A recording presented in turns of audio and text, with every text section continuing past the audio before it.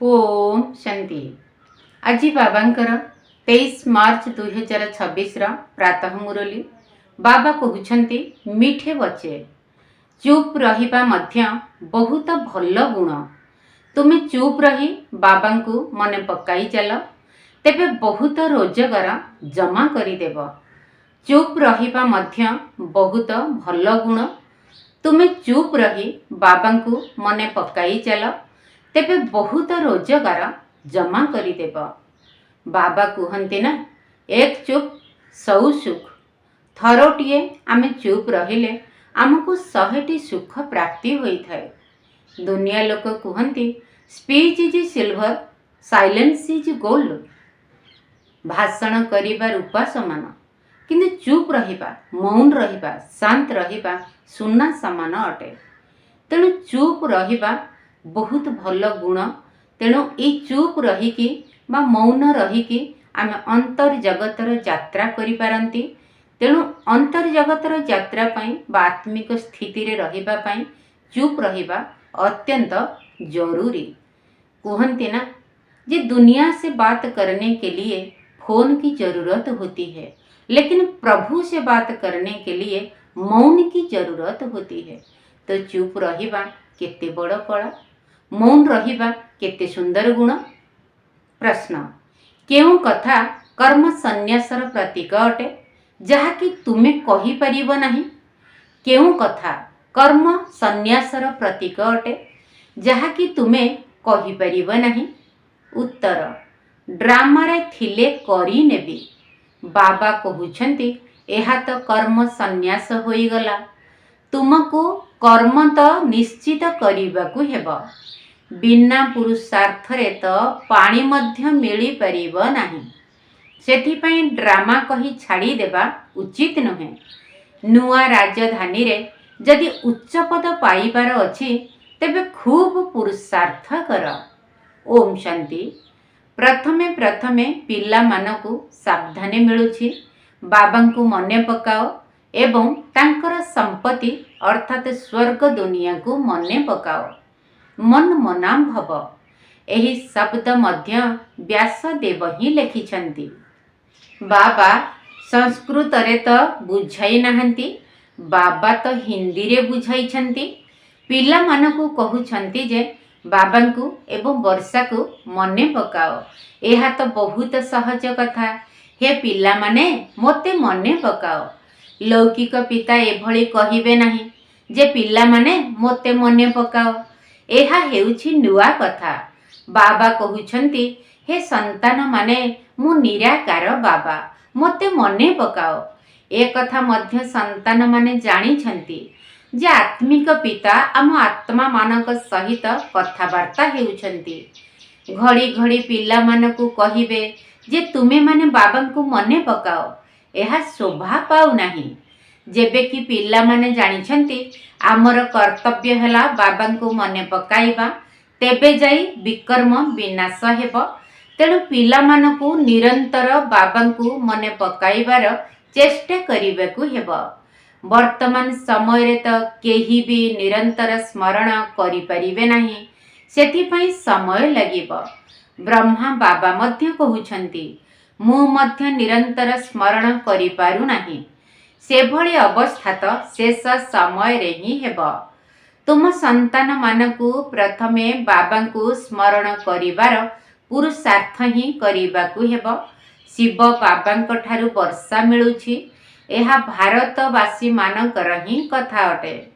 एठारे तो दैवी राजधानी स्थापना हेउछि। अन्य जो धर्म स्थापक माने निज धर्मर स्थापना करती सेथिरे कौनसी कष्ट न थाए, कारण सेमानंक पछे पछे तांक धर्मर आत्मा माने परम धामरु आसीबाकू लागि थांती। एठारे तो जेउ माने देवी देवता धर्मर आत्मा अछंती सेमानकू ज्ञान द्वारा जागृत करिबाकू पडुछि। सेथिपई केते कष्ट करिबाकू पडुछि। गीता भागवत आदि शास्त्र मानकरे मध्य ए कथा नाही जे भगवान संगम रे राजधानी स्थापन करिथांती। गीतारे लेखा जाइछि जे पांडव माने पहाड़ ऊपर को चली गले, प्रलय होई गला, आदि आदि। वास्तव में एभली किछि कथा तो नहीं। तुमे माने एबे भविष्यत 21 जन्म पाई पाठ पढ़ुछ। अन्य सब स्कूल मानकरे एही दुनिया पाई ही पाठ पढ़ाई थांती। साधु संत आदि जी भी अछंती से माने भविष्यत पाई ही पाठ पढ़ाई थांती। कारण से माने भावंती आमे शरीर छाड़ी मुक्ति धाम को चली जीवु, ब्रह्मरे लीन होई जीवु, आत्मा परमात्मा का सहित मिसी जीव। तेबे ताहा मध्य भविष्यत पाई हेला ना। किंतु भविष्यत पाई पाठ तो एकमात्र बाबा ही पढ़ाई थांती, अन्य केही नुहंती। गायन मध्य रहिछि समस्तंकर सद्गति दाता केवल जणे। से माने सबु तो अयथार्थ होई गले। एक कथा बाबा ही आसी बुझाउछंती। से माने मध्य साधना करी चलीछंती, किंतु ब्रह्मरे लीन हेबार साधना अयथार्थ अटे। वास्तव रे लीन तो केही भी हुअंती नहीं। ब्रह्म महतत्व कौनसी भगवान नुहे। ए सबु हेला भूल कथा। मिथ्या खंडरे समस्ते मिथ्या ही कही थांती। सत्य खंड अर्थात सत्य जुगरे समस्ते सत्य ही कही थांती। तुमे जानिछ जे सत्य खंड भारत रे थिला, जहा कि एबे मिथ्या खंड होई जाइछि। बाबा मध्य भारत रे ही आसी थांती। शिव जयंती पालन करुछंती सत, किंतु एकथा केही जानी नाहांती जे शिव बाबा ही आसी भारत को सत्य खंडरे परिणत करिथिले। से माने भाबुछंती जे शिव तो आसंती ही नहीं, कारण से नाम रूपरु नियारा।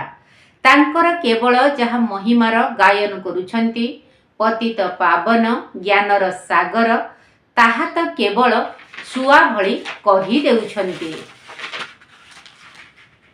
एक कथा बाबा ही आसी बुझाउछंती। श्री कृष्ण जयंती पालन करुछंती, गीता जयंती मध्य पालन करुछंती। शिव जयंती विषय रे काहाकु भी जणा नहीं जे शिव आसी कौन करिथिले, आसीबे भी किपरि।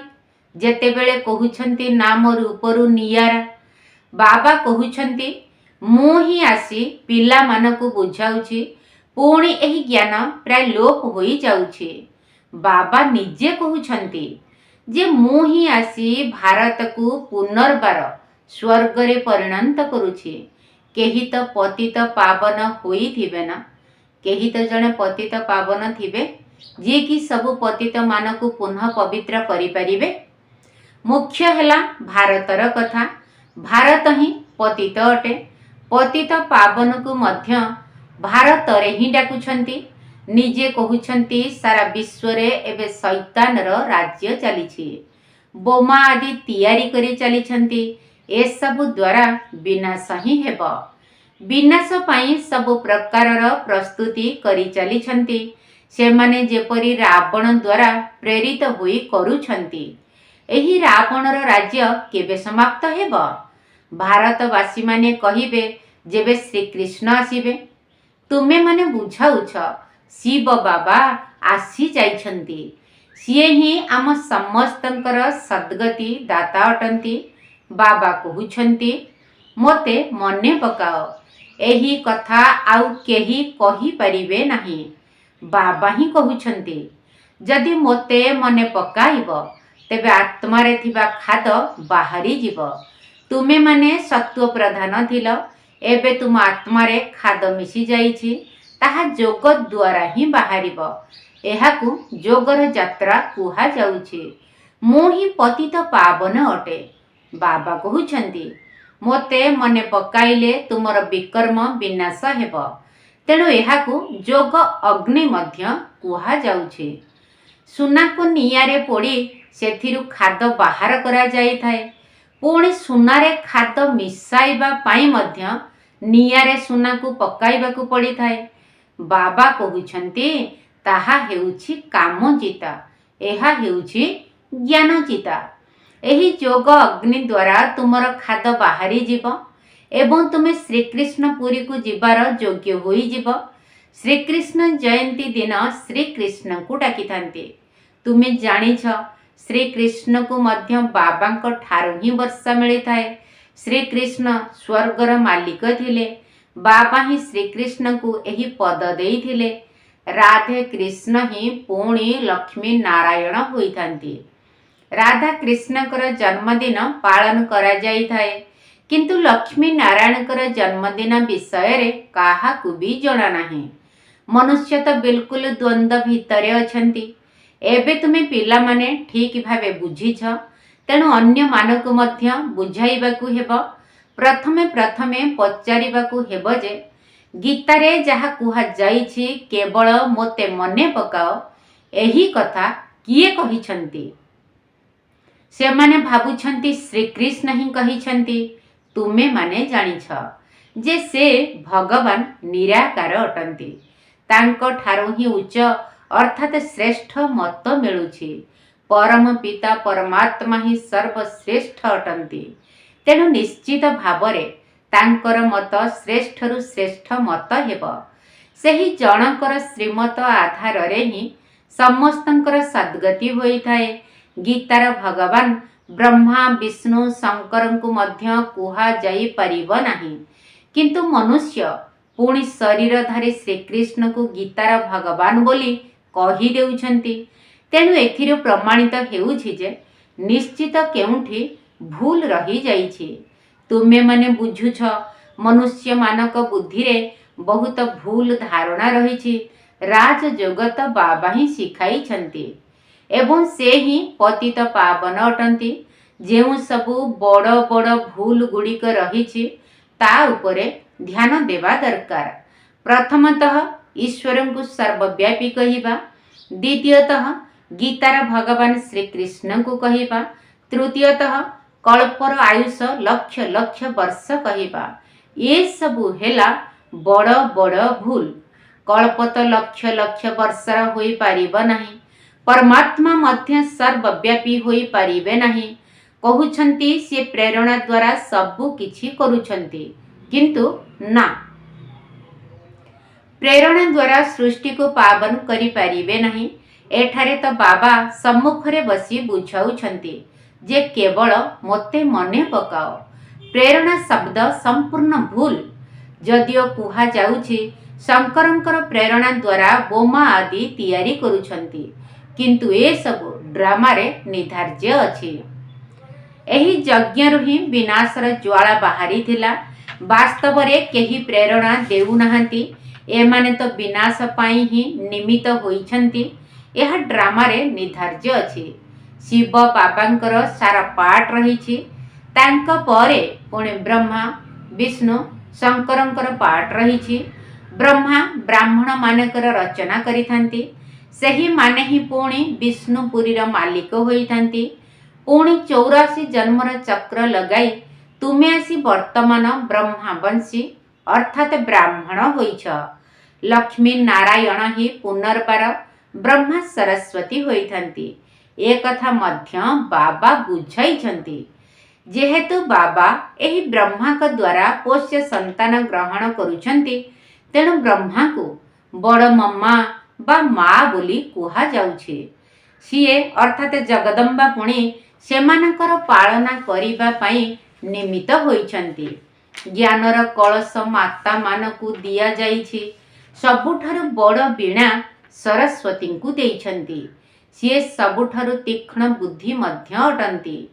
बाकी वीणा बा बाजा आदि किछि नाही। सरस्वतींकर ज्ञान मुरली बहुत सुंदर थिला। तांकर महिमा मध्य बहुत भल थिला। देवी मानकर नाम तो बहुत लेखि देइछंती। देवी मानकर पूजा मध्य बहुत हेउछि। तुमे एबे जानुछ जे आमे ही पूज्य हेउछु। पुणे पूजारी होई निजर ही पूजा करिबो। एबे आमे ब्राह्मण होइछु। पुणी आमे ही पूज्य देवी देवता हेबु। यथा राजाराणी तथा प्रजा। देवी मानक मध्यरे जेउ माने कि उच्च पद पाउछंती, सेही मानकर मंदिर मध्य बहुत तैयारी हेउछि। बाबा कहले देवी मानक भितरे मध्य जेउ माने उच्च पदर अधिकारी उच्च पद पाउछंती, सेमानकर मंदिर मध्य बहुत तैयारी हेउछि। नाम विख्यात मध्य सेही मानकर बहुत हेउछि। जेउ माने भल्ल भावरे पाठ पढुछंती, एवं अन्य मानकु पढ़ाउछंती।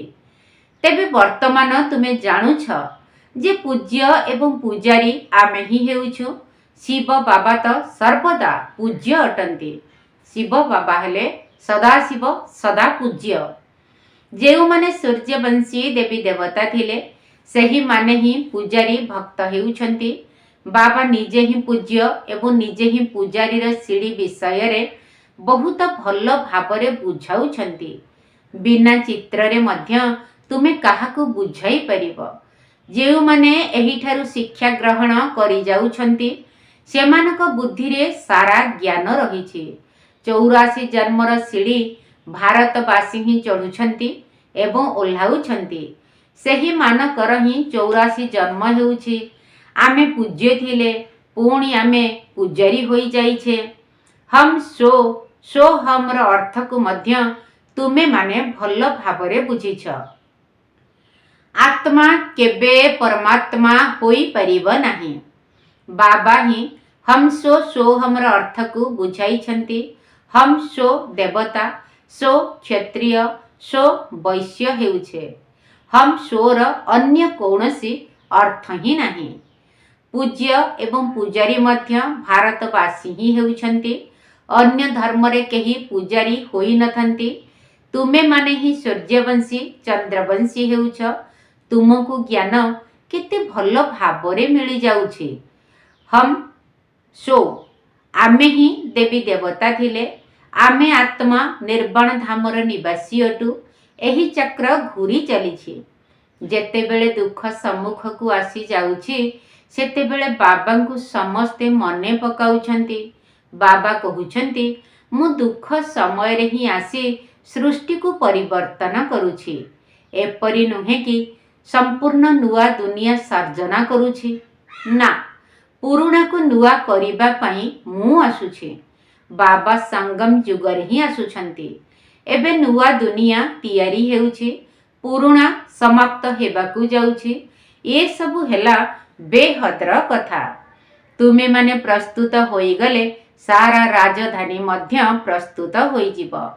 कल्प कल्प जेउ माने जेउ पद पाइछंती सेही अनुसार ही पुरुषार्थ करि चलिछंती। एमिति भी नुहे जे ड्रामा रे जहा पुरुषार्थ करिथिबी ताहा ही हेबो। प्रथमे पुरुषार्थ करिबाकू पड़िथाए तापरे जाई प्रारब्ध। पुणी कुहा जाए कल्प पूर्वरु मध्य एही भली पुरुषार्थ करिथिली। सर्वदा पुरुषार्थ को बड़ कुहा जाउछि। प्रारब्ध को देखि बसी जिबा उचित नुहे। पुरुषार्थ बिना प्रारब्ध मिली परिब नाही। पुरुषार्थ नकले पानी मध्य पी परिब नाही। कर्म संन्यास अक्षर ही भूल अटे। बाबा कहुछंती गृहस्थ व्यवहार रे मध्य रुह। बाबा समस्तंकु तो एठारे अर्थात आबुरे रखिबे नाही। बाबा समस्तंकु माउंट आबुरे रखिबे कि? बाबा कहले नाही, निज घर गृहस्थ रे रही मध्य पुरुषार्थ कर। शरणागति शब्दर मध्य गायन रहिछि। भट्टी अर्थात सांगठनिक जोग हेबार थिला। कारण सेमानकु निर्यातना दिया जाउथिला। तेणु बाबांको पाखरे आसी शरण नैथिले। शरण तो देबाकू पड़िबो ना। शरण तो केवल परमपिता परमात्मा को निकटरे निया जाई थाए। गुरु आदिक निकटरे शरण निया जाए नाही। जेतेबेले बहुत दुख भोगिथांती सेतेबेले दुखरे व्यतिव्यस्त होई आसी शरण नैथांती। गुरु मानक पाखकू केही व्यतिव्यस्त होई जाई नथांती। सेठाकू तो एमिति ही जाइथांती। तुमे रावण द्वारा बहुत हैरान होइछ। एबे राम अर्थात बाबा आसीछंती रावण ठारू मुक्त करिबा पई। सिए ही तुमको शरण को नेउछंती। तुमे माने कहुछ बाबा मु आपणकर अटे। गृहस्थ व्यवहार रे रही मध्य शरण शिव बाबांक निकटरे नेउछ। बाबा मु आपणक मतरे ही चलिबी। बाबा श्रीमत देउछंती गृहस्थ व्यवहार रे रही केवल मोते मने पकाओ एवं आउ समस्तंकर स्मृति को त्याग करि दियो। मोते स्मरण करिले ही विकर्म विनाश हेब। केवल शरण नेबार कथा नहीं, सबु किछि जोग उपरे ही निर्भर करुछि। बाबांक बिना एभली केही बुझाई पारिबे नाही। पिला माने बुझुछंती जे बाबांक पाखरे एते लक्ष लक्ष मनुष्य केउठी आसी रहिबे।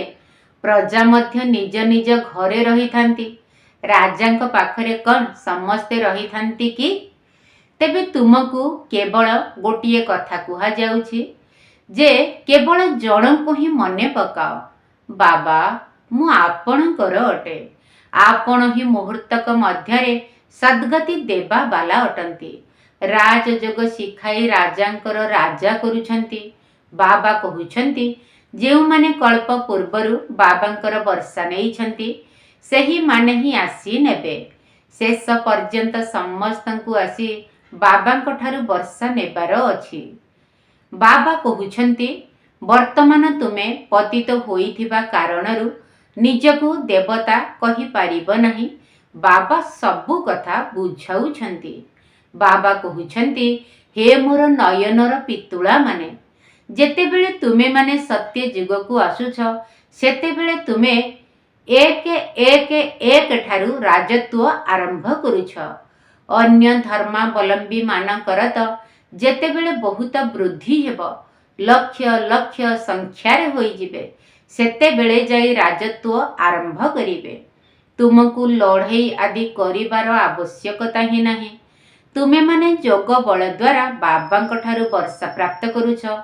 तेणु चुप रही केवल बाबांकु एवं वर्षा को स्मरण कर। शेष समय रे तुमे चुप रहिब एवं एही चित्र सबु किछि भी काम रे आसीब नाही। तुमे हुशियार होई जिब।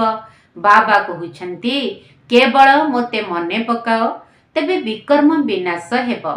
एबे कर बा न कर तुम मानकर इच्छा। कौनसी देहधारीर नाम रूपरे फसिबार नाही। बाबांको स्मरण कर, तेबे अंतमति स्वगति अर्थात अंतिम स्मृति अनुसारे गति होई जिब। तुमे मो पाखकु आसी जिब। जेउ माने फुल पास हेबे सेही मानकु राजत्व मिलिब। सबु किछि जोगर यात्रा उपरे निर्भर करुछि। आगकु गले नुआ नुआ माने मध्य बहुत आगकु चली जिबे। अच्छा, मीठा मीठा सिकिलधे संतान मानक प्रति माता पिता बाप दादांकर मधुर स्नेह संपन्न शुभेच्छा एवं सुप्रभात। आत्मिक पितांकर आत्मिक संतान मानकु नमस्ते। आम आत्मिक संतान मानकर आत्मिक बाप दादांकु नमस्ते नमस्ते नमस्ते एवं सुप्रभात। धारणा पई मुख्य सार प्रथम पॉइंट, कौनसी देहधारीर नाम रूपरे आकर्षित हेबार नाही।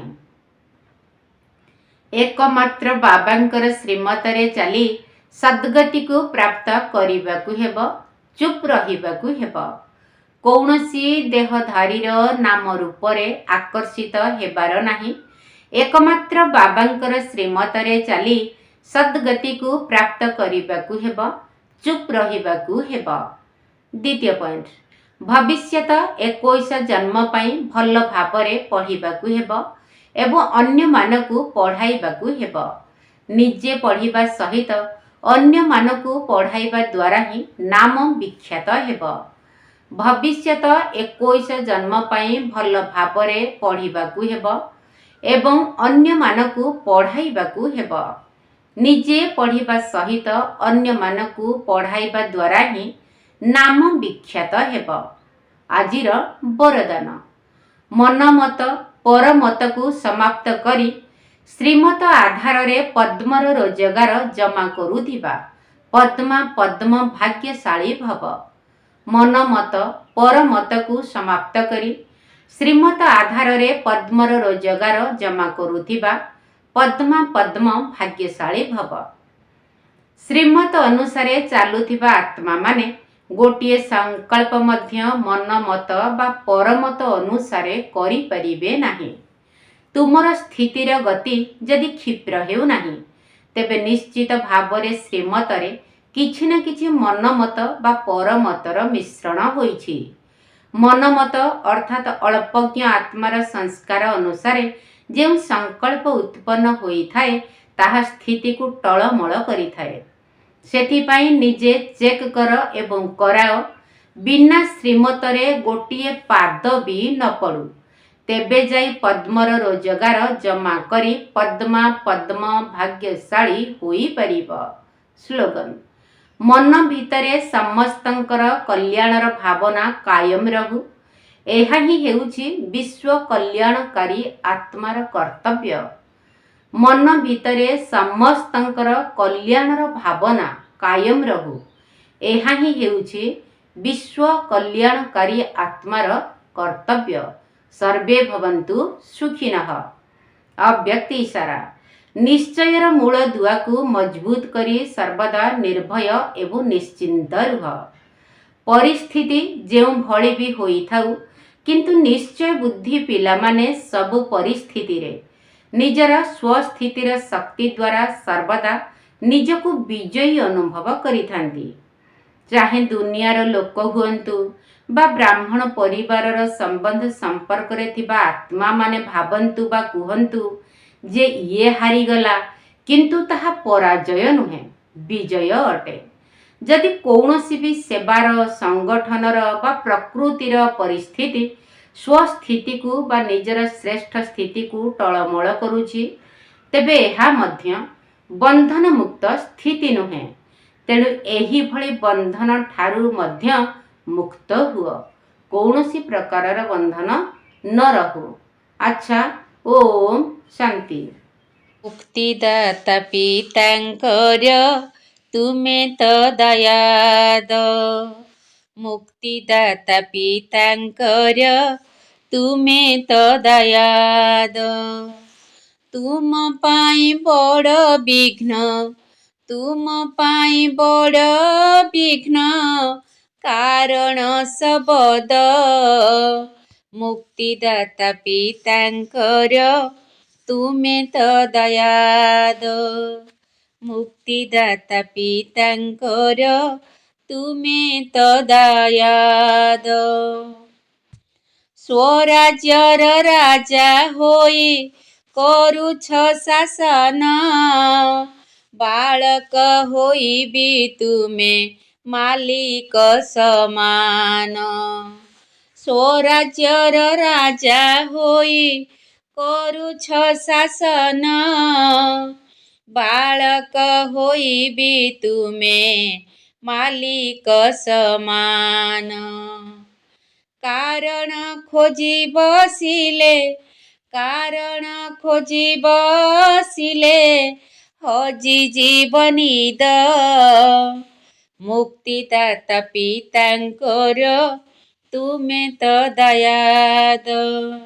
ମୁକ୍ତିଦାତା ପିତାଙ୍କର ତୁମେ ତ ଦୟାଦ। ଆଗକୁ ଆସୁଛି ଅତି ବିଷମ ସମୟ, ମୁକ୍ତି ପାଇଁ କି ସର୍ବେ ହୋଇବେ ଅଥୟ। ଆଗକୁ ଆସୁଛି ଅତି ବିଷମ ସମୟ, ମୁକ୍ତି ପାଇଁ କି ସର୍ବେ ହୋଇବେ ଅଥୟ।